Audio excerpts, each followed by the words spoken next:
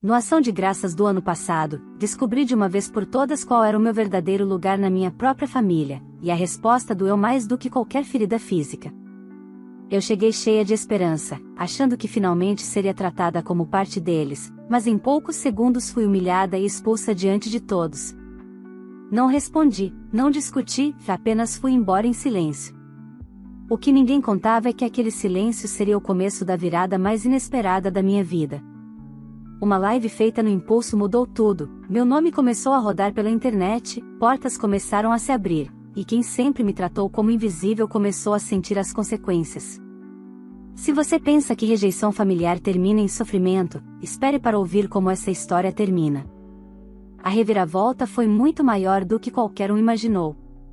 Olá, seja bem-vindo ao canal Histórias Surpreendentes, curta e se inscreva nesse canal, aproveite e ative as notificações. Comente aqui de qual cidade você está assistindo, vou adorar saber e deixar um coração no seu comentário. Eu sempre soube que meus pais tinham uma preferência descarada pela minha irmã, Larissa. Desde criança, ela era a estrela, a princesa, a filha perfeita, enquanto eu era apenas a outra. Mas mesmo percebendo isso ao longo da vida inteira, nada poderia ter me preparado para o dia em que eles deixariam claro que eu não era parte da família, não de verdade. Meu nome é Camila Duarte, tenho 29 anos, formada em gastronomia e trabalho como chefe de cozinha em um bistrô no Rio de Janeiro. Vivo sozinha em um apartamento pequeno no bairro da Tijuca, mas é meu lar, construído com esforço, suor e horas infinitas de trabalho. Não era perfeito, mas era meu. E até aquele dia, eu ainda tentava me convencer de que minha família se importava comigo de alguma forma. Quando novembro chegou, minha esperança reacendeu. Dia de Ação de Graças não era uma tradição popular no Brasil, mas meus pais sempre comemoraram, e nos últimos anos transformaram a data em um grande evento familiar. Eu me lembro de quando eu ainda era adolescente, ajudando minha mãe a preparar o peru, polindo taças e arrumando a mesa enquanto Larissa apenas descia a escada para posar para fotos. Mesmo assim, eu gostava da tradição e, de alguma maneira, ela ainda significava algo para mim. Eu passei a semana inteira preparando presentes, escolhendo chocolates importados, e até comprei um vestido novo. Queria me sentir parte. Queria acreditar que, no fundo, eu ainda tinha lugar ali. Não liguei para avisar que iria, talvez porque meu maior medo era ouvir um não venha. E então fui. Com meu melhor sorriso, com o coração cheio de expectativa, estacionando o carro na frente da casa em que cresci. A luz amarela da sala iluminava a fachada e vozes alegres escapavam pelas janelas. Eu respirei fundo, ajeitei o cabelo e toquei a campainha. Meu pai abriu a porta. O cheiro do peru assado tomou o ar. Ele segurava uma taça de vinho e vestia uma camisa social nova. Eu estava pronta para o abraço, para o que bom que você veio, mas o que recebi foi um olhar gelado, quase de desprezo. Ninguém quer você aqui. É só para a família. Ele disse, em voz alta o suficiente para todos ouvirem. Meu corpo congelou. Antes que eu pudesse responder, Larissa apareceu atrás dele, impecável, com aquele sorriso debochado que ela sempre usava para me diminuir. Talvez ano que vem a gente te convide, se você merecer. As pessoas atrás riram. Minha mãe não disse uma palavra. Eles simplesmente ficaram parados, me analisando como se eu fosse alguém inconveniente, uma invasora. Eu podia ter questionado, gritado, chorado, mas não dei a eles esse prazer. Eu apenas virei as costas e caminhei até meu carro. Nenhuma palavra. Nenhuma lágrima até a porta se fechar. Na estrada de volta, meu coração pulsava entre dor e indignação. A sensação de abandono se misturava com algo que eu nunca havia sentido tão forte, a certeza de que eu não precisava mais deles para ser feliz. Quando cheguei em casa, ainda com o vestido novo e os olhos vermelhos, fiz algo que eu nunca tinha feito, abri uma live no meu perfil e contei, com calma, o que tinha acontecido. Não pedi pena nem revolta. Apenas disse, se alguém quiser celebrar comigo o Dia de Ação de Graças, minha porta está aberta. Eu achei que ninguém viria. Mas 23 pessoas apareceram. Amigos do trabalho, ex-colegas da faculdade, clientes do bistrô, vizinhos, pessoas que realmente gostavam de mim. A minha casa, antes silenciosa, encheu-se de risadas, música, histórias e alegria. Pela primeira vez em muito tempo, senti que pertencia a algum lugar, e esse lugar não era a casa dos meus pais. Naquela noite, algo mudou dentro de mim. Eu entendi que amor verdadeiro não precisa ser implorado. E que às vezes, a família que ferra a gente, é diferente da família que a vida coloca para nos levantar. O dia de ação de graças que deveria ter me destruído acabou sendo o começo de algo muito maior, algo que eu ainda não imaginava, mas que mudaria minha vida para sempre. Aquela noite ficou presa na minha memória como uma fotografia, o riso alto dos meus amigos na sala, o cheiro das comidas improvisadas, as vozes cantando parabéns para ninguém em especial, apenas para celebrar a vida. Enquanto todos se despediam, um por um, muitos me abraçaram e disseram: Camila, você merece muito mais do que aquilo que fizeram com você. Eu sorria, mas por dentro o que eu sentia não era apenas gratidão. Era determinação. Quando a última pessoa saiu e a porta se fechou, a casa silenciosa me fez escutar o som que eu tentava ignorar, o da minha própria mente planejando, analisando, juntando peças. Eu não queria vingança cega. Eu queria justiça e verdade. Passei a madrugada refletindo, como se um ponto final tivesse sido colocado em toda uma vida de submissão emocional. Eu não queria mais tentar ser amada por quem só sabia me diminuir. Nos dias que seguiram, percebi algo curioso. A live daquela noite, que eu achava que desapareceria no oceano da internet, viralizou. Pessoas que eu nunca tinha visto comentavam, compartilhavam, marcavam outras mulheres que haviam passado pela mesma dor. Em menos de uma semana, o vídeo já tinha ultrapassado 58 mil visualizações. E não parava. Mas o impacto real veio de onde eu menos esperava. Na manhã de terça-feira, enquanto eu organizava ingredientes no bistrô, meu celular vibrou com uma mensagem de voz. Era minha tia Helena, irmã da minha mãe. A voz dela parecia tensa. Camila, seu pai e sua irmã ficaram furiosos com o que você postou. Estão dizendo que você inventou tudo para chamar atenção. Eu respirei fundo.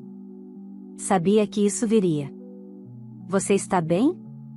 Ela perguntou em seguida, com uma preocupação genuína. Estou melhor do que jamais estive, respondi.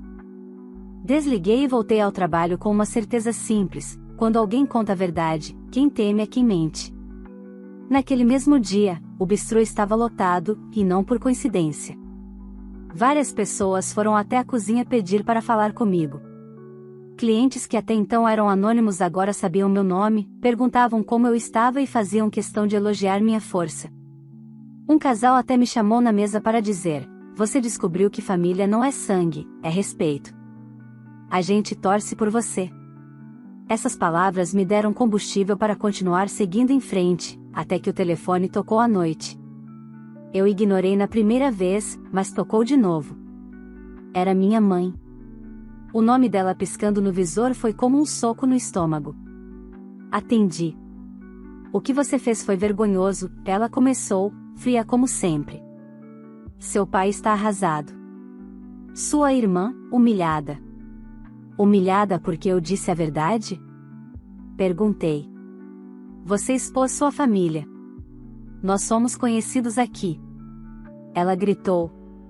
E agora temos vizinhos fazendo perguntas, parentes ligando, e tudo por causa do seu teatro de vítima. Eu ri de leve, não por deboche, mas por libertação. Mãe, eu não inventei nada. Eu só mostrei o que vocês fizeram. Houve silêncio, pesado. Então ela disse com veneno: se você acha que vai ganhar atenção às nossas custas, pode esquecer. Você vai se arrepender. Desliguei antes de responder. A velha Camila choraria. A nova Camila apenas colocou o telefone na mesa e continuou fazendo seu jantar. Naquela semana, percebi que algo ainda maior estava começando. Vários donos de restaurantes me chamaram pelo Instagram, interessados em conversar, conhecer meu trabalho, trocar ideias de parcerias. A visibilidade da live despertou algo que eu jamais imaginei: reconhecimento profissional. Uma mensagem em especial chamou minha atenção. Era de uma rede de restaurantes de São Paulo, convidando-me para participar de um evento gastronômico. Tudo pago, com cachê, além de oportunidade de apresentar minhas receitas autorais. Eu reli o convite 3 vezes antes de responder. Não era só trabalho. Era uma chance real de mudar de vida. Mas foi a mensagem seguinte que me fez parar e encostar no sofá, tentando recobrar o fôlego. Larissa me mandou: apague o vídeo e pare de se vitimizar. Você estragou nosso feriado. A família está em crise por sua causa. Aprenda seu lugar. Eu ri, não por diversão, mas porque, pela primeira vez, ficou claro o quanto eles tinham perdido o controle sobre mim. Eu não era mais a Camila que aceitava migalhas. A live que deveria ter sido apenas um desabafo tinha se tornado o início de algo maior, e eles sabiam disso. O poder que eles achavam que tinham sobre mim estava se dissolvendo, e essa era a verdadeira razão do desespero. Eu olhei para a mensagem de Larissa e respondi com apenas 3 palavras: eu aprendi, sim. E naquele instante eu soube, o que estava apenas começando iria muito além de um vídeo viral. As consequências ainda estavam vindo, e ninguém estava preparado para o que aconteceria depois. Na manhã seguinte à mensagem de Larissa, acordei com outra avalanche de notificações, mas dessa vez, algo havia mudado. Além de curtidas e comentários, comecei a receber mensagens de jornalistas interessados em contar minha história. Influenciadores de gastronomia queriam saber mais sobre meu trabalho, e uma produtora de TV me convidou para participar de um quadro sobre superação. Era surreal. Eu, que passei a vida sendo a filha invisível, agora despertava curiosidade e admiração. No trabalho, o movimento no bistrô aumentava a cada dia. Pessoas pediam para tirar fotos comigo, algumas pediam autógrafos, e eu tentava lidar com aquilo tudo de forma discreta. O maior choque veio quando o dono do restaurante, seu Geraldo, me chamou na sala dele. Camila, você sabe que a casa nunca esteve tão cheia. E isso é por sua causa. As pessoas vêm aqui por você. Eu queria te oferecer uma proposta. Ele colocou um envelope na minha frente contendo um aumento de salário e participação no faturamento mensal, além da responsabilidade de criar um novo cardápio exclusivo da casa. Meu coração quase saiu pela boca. Eu trabalhei anos ali sem ser vista, e agora estava colhendo frutos que jamais imaginei. Aceitei.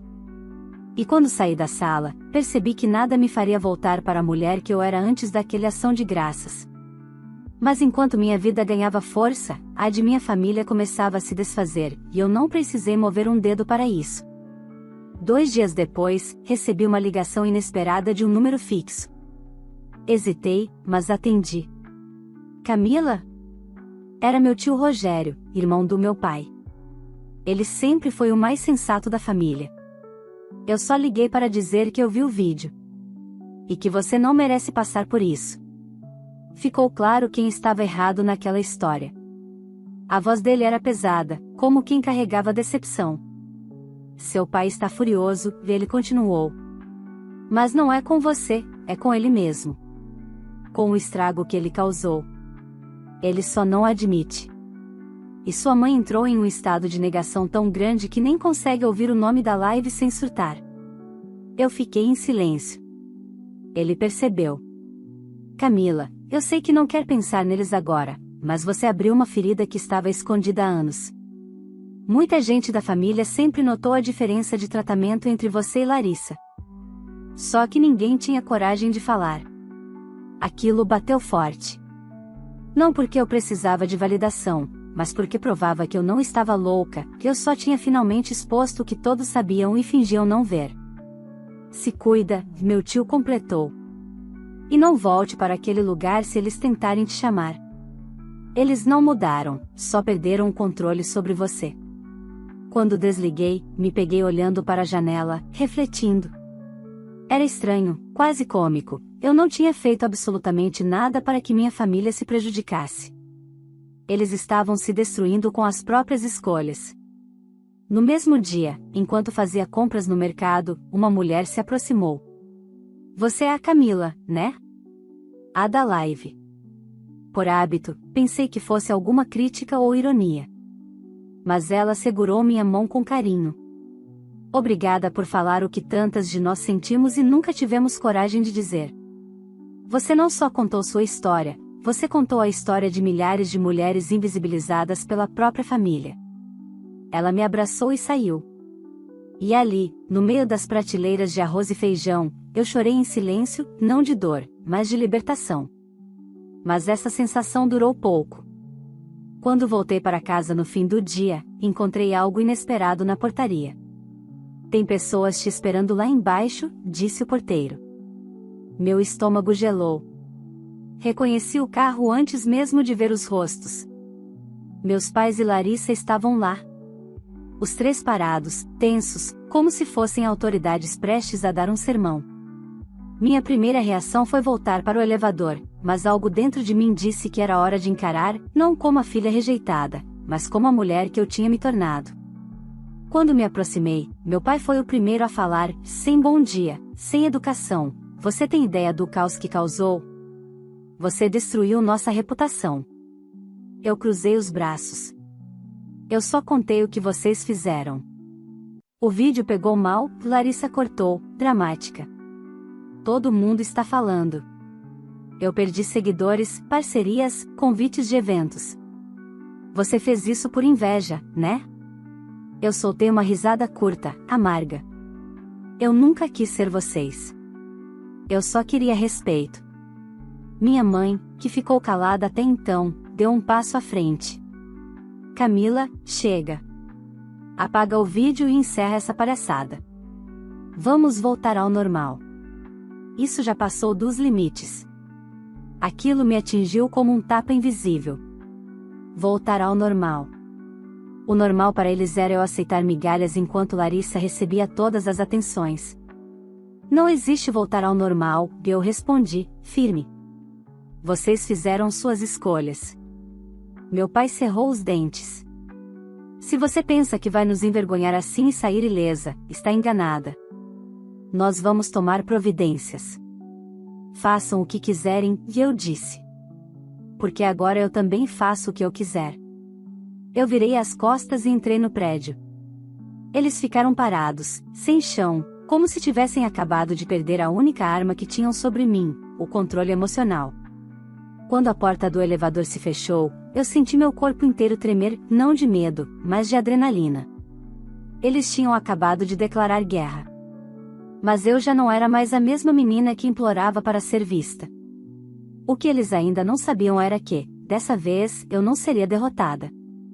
Depois do confronto na portaria, eu sabia que meus pais e Larissa não iriam recuar tão facilmente. Pessoas que vivem de aparência jamais aceitam ver o castelo de vidro rachando diante dos olhos. Eu apenas não imaginava o quão longe eles iriam para tentar recuperar a imagem, não o relacionamento comigo.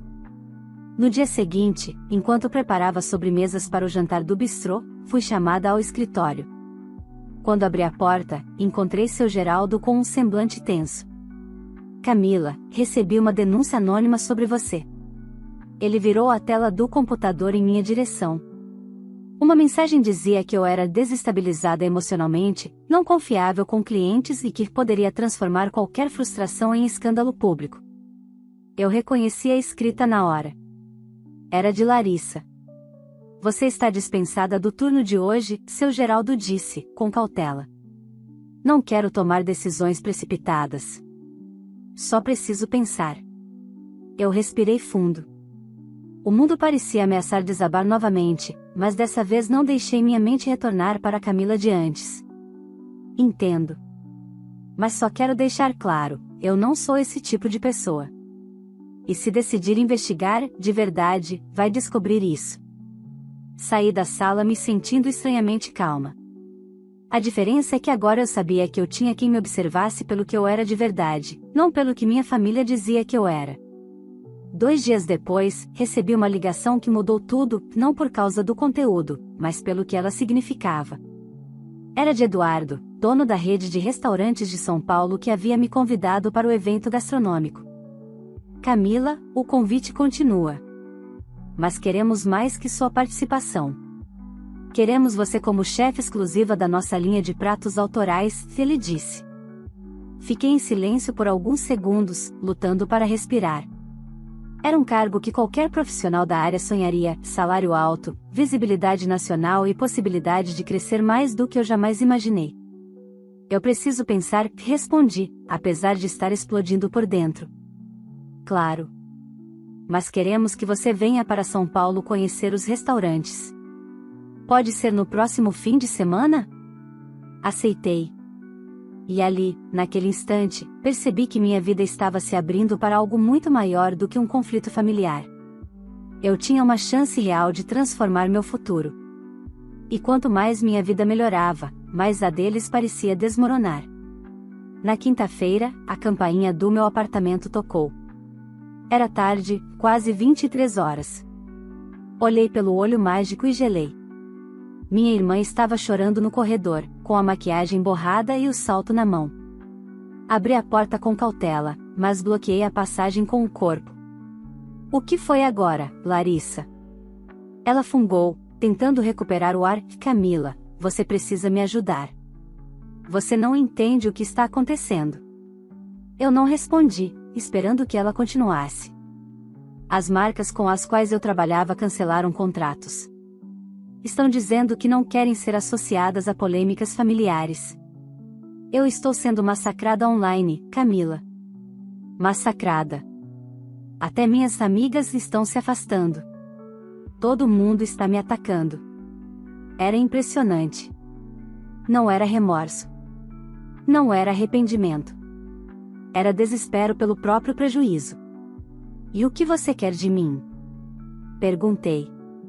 Que você peça desculpas publicamente, que diga que interpretou mal a situação, que distorceu tudo, que eu e os nossos pais nunca fizemos nada com a intenção de te machucar. Ela olhou fundo nos meus olhos, esperando empatia. Mas eu só enxerguei uma mulher que nunca precisou arcar com consequências até ali. Você não quer paz, Larissa. Você quer manutenção de imagem. Ela ficou vermelha, os lábios tremendo. Eu posso te compensar. Eu posso te dar os contatos das minhas marcas, posso te ajudar a crescer, posso promover seu trabalho, posso fazer você ser grande. Aquilo foi tão irônico que quase me fez rir. Larissa, eu cresci quando parei de tentar caber no mundo de vocês. A porta começou a se fechar lentamente, enquanto eu mantinha contato visual. E antes de ser totalmente fechada, ela soltou: você vai se arrepender de não nos ajudar. O clique da porta ecoou como um ponto final. Na manhã seguinte, meu celular estava novamente cheio de mensagens, mas nenhuma delas da minha família. Em vez disso, eram convites de revistas, podcasts, páginas de culinária e até de uma editora interessada em lançar um livro de receitas com capítulos narrativos. Meu coração queria acreditar que a vida estava me recompensando. Mas eu sabia que minha família não iria aceitar a derrota. Não pessoas que sempre precisaram pesar em mim para se sentirem grandes. E eu estava certa. Na sexta-feira, recebi uma notificação de processo judicial. Meus pais e Larissa estavam me processando por difamação. Alegavam que eu inventei fatos para ganhar seguidores e prejudicá-los socialmente. Eu sentei no sofá e senti um frio percorrer meu corpo, não de medo, mas de reconhecimento. A guerra que eles estavam começando, era uma guerra que eu sabia lutar agora. Eu não estava mais sozinha. E dessa vez, a verdade estava do meu lado, e a verdade machuca quem vive de mentira. A intimação ficou sobre a mesa por alguns minutos, como se o papel tivesse peso físico. Difamação. A acusação parecia quase uma piada, e eu, difamar? Eu apenas tinha contado literalmente o que aconteceu. Mas quando alguém está acostumado a viver de imagem, qualquer verdade se torna ameaça. Respirei fundo e liguei para o único advogado em quem eu confiava, Henrique, amigo do bistrô que sempre aparecia nos finais de expediente para tomar café no balcão. Ele ouviu tudo em silêncio antes de perguntar: você tem provas? Eu tenho, a live. E prints de mensagens, áudios, testemunhas. Então relaxa. O processo deles é frágil, e ele respondeu com uma confiança que me acalmou. E outra coisa, quando gente acostumada a manipular perde o controle, faz exatamente isso. Eles esperavam que você cedesse antes de chegar a esse ponto. Desliguei com a sensação de que eu estava prestes a enfrentar, pela primeira vez sem medo, o que eu passei a vida inteira permitindo. Na semana seguinte, viajei para São Paulo para reunião com os donos da rede de restaurantes. Henrique insistiu para revisar os contratos, e concordei. Ele viajou comigo. Ao chegarmos ao restaurante principal da rede, eu percebi o tamanho da oportunidade: salão luxuoso, fila de espera para todas as mesas, equipe de cozinha impecavelmente sincronizada. Eduardo me levou para a cozinha industrial e pediu que eu criasse ali, ao vivo, uma das receitas autorais que eu havia enviado no portfólio. O ambiente inteiro parou para assistir. Meus dedos tremiam no início, mas quando segurei a faca, lembrei de quem eu era, uma profissional construída com esforço, não com sobrenome. O prato foi servido ao final da tarde, e os avaliadores provaram em silêncio. Depois de alguns segundos, Eduardo sorriu. Isso aqui é o tipo de coisa que muda o mercado. Ele me ofereceu a mão. Queremos você definitiva com a gente. Salário inicial de R$28 mil, moradia temporária, plano de carreira e participação societária quando a nova unidade abrir. Eu senti o chão sumir. A vida estava me oferecendo exatamente o que eu sempre trabalhei para conquistar, e nada tinha a ver com família, sangue ou submissão. No mesmo dia, aceitei a proposta. Mas antes de voltar para o Rio para preparar a mudança, eu peguei o celular e vi dezenas de notificações. Algo estava acontecendo outra vez. Abri os links que me marcaram e meu estômago gelou. Minha irmã havia postado um vídeo. Chorando, implorando pela empatia do público, alegando que estava sendo perseguida por mim e que estava emocionalmente destruída. Disse que eu contava meias verdades para ganhar seguidores e que eu estava inventando uma narrativa para me promover. Era um pedido escancarado de piedade pública. Eu sabia o que aquilo significava: ela estava perdendo contratos, eventos, prestígio, tudo que sempre foi seu combustível de vida. Mas dessa vez eu não respondi com live, nem com vídeo, nem com indireta. Eu respondi com documentos. Com a ajuda de Henrique, postei um comunicado simples, assertivo e sem ataque pessoal. Os fatos que relatei sobre o Dia de Ação de Graças estão registrados em vídeo. Tenho também prints de mensagens, testemunhas e registros de ligações. Todo o conteúdo foi entregue às autoridades responsáveis diante do processo judicial que recebi. A partir de agora, qualquer discussão será tratada apenas na esfera legal. Nenhuma ironia. Nenhum xingamento. Apenas o golpe que pessoas narcisistas mais odeiam, a indiferença pública. O silêncio que veio depois foi ensurdecedor. E em menos de 2 horas, eu recebi uma ligação do bistrô. Camila, precisamos conversar, seu Geraldo disse com voz séria. Senti meu coração gelar. Fui até lá no mesmo dia, imaginando o pior. Quando entrei na cozinha, toda a equipe parou para me olhar. Mas não com pena, com expectativa. Seu Geraldo colocou as mãos nos bolsos. Eu investiguei tudo. Conversei com clientes, funcionários, fornecedores. E sei de onde veio a denúncia. Ele abriu o laptop e mostrou uma mensagem com o nome de Larissa claramente exposto. Sou responsável pelo meu restaurante, e ninguém derruba meu funcionário por inveja e mentira. Por isso, quero fazer 2 coisas. Ele respirou fundo. Primeiro, cancelar a denúncia e arquivá-la oficialmente como tentativa de difamação. Segundo, te parabenizar pelo reconhecimento nacional e dizer que você vai fazer falta aqui. Ele me abraçou. A equipe inteira bateu palmas. Pela primeira vez, ser a filha invisível parecia um passado distante, quase irreconhecível. Quando voltei para casa, encontrei o porteiro com um envelope na mão. Chegou isso para você, Camila. Dentro havia uma notificação: a audiência do processo movido por meus pais e Larissa estava marcada. Horário, data, local. Eles realmente achavam que conseguiriam vencer. Fechei o envelope, olhei para a janela e sorri com um misto de nervosismo e certeza. A vida tinha colocado tudo no tabuleiro: justiça, carreira, independência, verdade. Agora só faltava um último movimento, o que seria decidido na audiência. E mesmo sem saber o resultado, eu tinha certeza de uma coisa: eu jamais voltaria a aceitar o lugar de quem implora para pertencer. A data da audiência chegou como um trovão silencioso. Não importava o quanto eu estivesse segura da verdade, estar diante de quem passou a vida inteira me diminuindo despertava algo visceral. Ainda assim, quando me vesti naquela manhã, eu senti uma força diferente. Não era vingança. Não era ódio. Era a paz de saber que eu finalmente estava lutando por mim. Henrique me encontrou na porta do fórum. Você não precisa se preocupar. Eles vão derrapar no próprio desespero, disse ele, ajustando os óculos. Entramos na sala de audiência. Meus pais e Larissa já estavam lá, vestidos como se participassem de uma cerimônia de honra. A postura ereta, os olhares acusadores. O teatro de sempre. Nenhum dos três teve coragem de me encarar diretamente. Quando o juiz entrou, todos ficamos em silêncio. A sessão começou com o advogado deles tentando construir a narrativa de que eu havia inventado situações para ganhar seguidores e humilhar a família publicamente. Mas o que ele não esperava era o contra-ataque de Henrique. Ele abriu o notebook e transmitiu trechos da live original, mostrando a cena completa do meu relato, sem cortes dramáticos ou manipulação. Mostrou prints de mensagens enviadas por Larissa, inclusive a denúncia falsa ao bistrô. Apresentou testemunhas que estavam na minha casa no Ação de Graças, amigos que haviam ouvido minha história antes da live e confirmavam a veracidade de tudo. Em determinado momento, o juiz interrompeu: se ela relata um fato que realmente ocorreu, não existe difamação.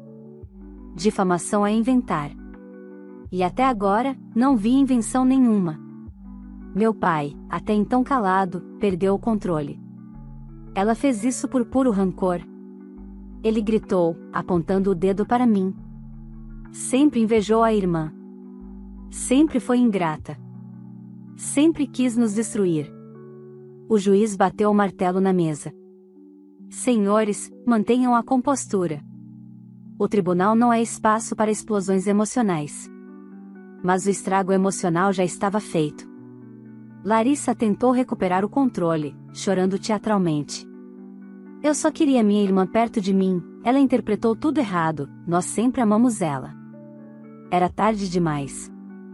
O juiz observava minha família como quem assistia um espelho rachado desmoronar. Então ele pediu para eu falar, e pela primeira vez eu contei tudo com calma. Não com emoção, não com indignação.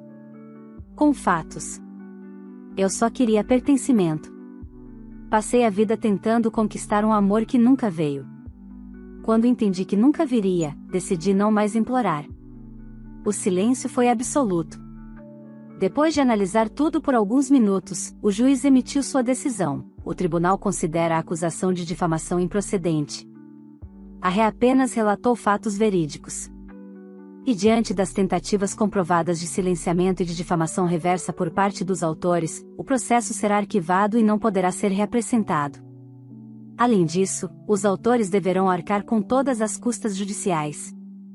Meu pai arregalou os olhos. Larissa ficou imóvel. Minha mãe levou a mão à boca, chocada, não porque parecia arrependida, mas porque, pela primeira vez, suas ações tiveram consequência real. Eu me levantei, agradeci ao juiz e saí sem olhar para trás. Mas do lado de fora, antes que eu alcançasse o estacionamento, ouvi alguém chamar: Camila. Era minha mãe, correndo em minha direção. O desespero no rosto dela era evidente. Vamos conversar, por favor, nós podemos resolver isso, voltar a ser família. Parei, virei para ela e respirei fundo. Não com raiva, com clareza. Eu passei anos esperando vocês serem minha família. E vocês nunca foram. Agora, eu finalmente sou minha própria família. Não quero voltar para antes. Ela tentou segurar minha mão, mas eu recuei um passo. Eu não desejo mal a vocês, eu disse. Só não quero mais viver onde eu sangrei. Os olhos dela se encheram de lágrimas, e pela primeira vez eu pude vê-la frágil. Mas também pude ver que essa fragilidade vinha do medo de perder o controle, não do amor que nunca existiu. Eu dei as costas e fui embora. Naquela noite, Henrique e alguns amigos se reuniram na minha casa para pizza e vinho. Rimos, falamos de trabalho e da mudança para São Paulo, que agora era oficial. Eu estava encerrando um ciclo inteiro. Sentada no sofá, Olhando meus amigos conversarem, eu senti algo que jamais experimentei antes: liberdade emocional. Não a liberdade de quem foge, mas de quem finalmente se encontra. Meu pai, minha mãe e Larissa continuariam existindo, com seus dramas e aparências, mas longe de mim. Sem controle, sem poder, sem acesso. Eu escolhi a mim. No domingo seguinte, arrumei as malas para São Paulo. Antes de sair, apaguei as últimas fotos antigas no porta-retratos da estante, não com rancor, mas com encerramento. Minha nova vida não tinha espaço para tentar caber em lugares onde eu só era tolerada quando conveniente. Liguei o carro, coloquei minha playlist favorita e dirigi para longe do Rio, com o sol nascendo pela estrada. Eu não ganhei paz porque eles mudaram. Eu ganhei paz porque eu mudei. E essa é a verdadeira vitória. Se você acompanhou essa história até o final, eu quero te fazer um convite especial. Aperta o botão de curtir, porque isso ajuda o YouTube a entender que esse tipo de conteúdo merece alcançar mais pessoas. E se você ainda não é inscrito no canal, aproveita para se inscrever agora mesmo, e assim você não perde nenhuma das próximas histórias que estão por vir. Agora me conta aqui nos comentários, você teria feito o mesmo que eu fiz? Ou teria tomado outra atitude no meu lugar? E não esquece de dizer também de qual cidade você está assistindo esse vídeo, porque eu amo saber até onde essa história conseguiu chegar, e vou deixar um coração no seu comentário como forma de carinho e gratidão. Ah, e se essa história tocou seu coração de alguma forma, compartilhe o vídeo com alguém que também precisa ouvir essa mensagem. Às vezes, uma história pode abrir os olhos de quem está passando por algo parecido. Obrigada por estar aqui, vocês fazem toda a diferença.